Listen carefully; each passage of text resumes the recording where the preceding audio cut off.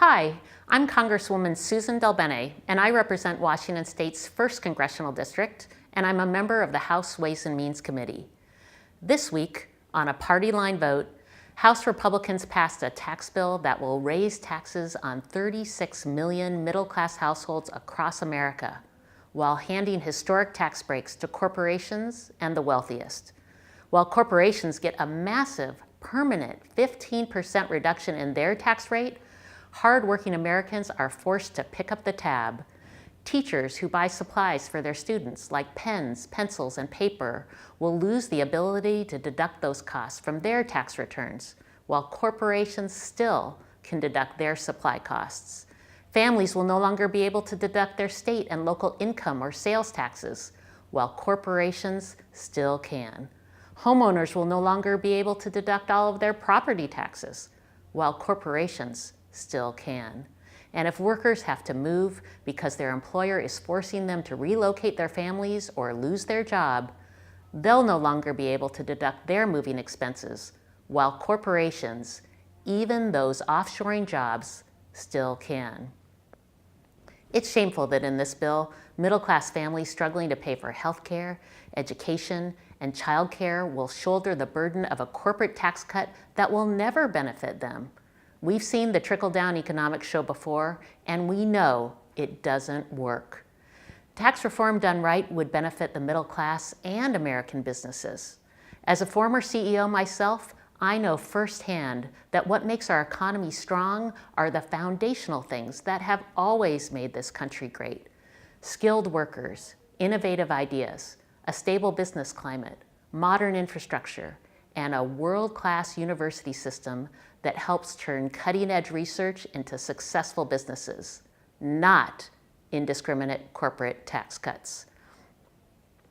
By increasing taxes on 36 million working families and blowing a hole in the deficit to slash corporate taxes, the Republican tax bill also burdens our children and grandchildren with trillions of dollars in debt and would trigger an automatic $25 billion cut to Medicare, a vital program for seniors. The Republican bill is a partisan disaster that hurts Americans from cradle to retirement. Tax reform should be about Democrats and Republicans coming together and making choices that reflect the values that bind us as Americans. That's what happened during the last major tax reform package, passed in 1986, and it should have happened again. I can tell you, not a mother working 2 jobs to put food on the table, not a teacher buying school supplies, not a farmer struggling through a bad year, not a family caring for an aging parent have ever told me that tax reform means corporate cuts on the backs of them and their families. Since the tax reform debate began this year, I've met and heard from everyday heroes who are working hard but struggling to pay for long-term medical expenses, childcare, college tuition, housing, retirement, and sometimes even basic necessities like food. They deserve a better deal that invests in creating good-paying jobs, in lowering the cost of living, and giving them the tools to succeed in the 21st century economy. But the Republican legislation is a bill of callous decisions and missed opportunities. Tax reform done right is about fairness for all Americans and giving working families the ability to plan for the future. Yet even the things Republicans are touting as helpful to the middle class are temporary in their plan. While the House tax bill gives massive permanent cuts to corporations, working families will have to live with the temporary scraps this bill throws them.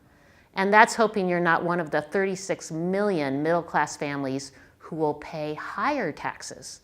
This legislation is far from tax reform, and we must stop it before it harms families across our country.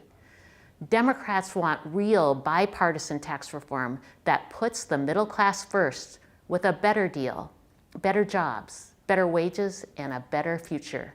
And we'll continue fighting to make that a reality.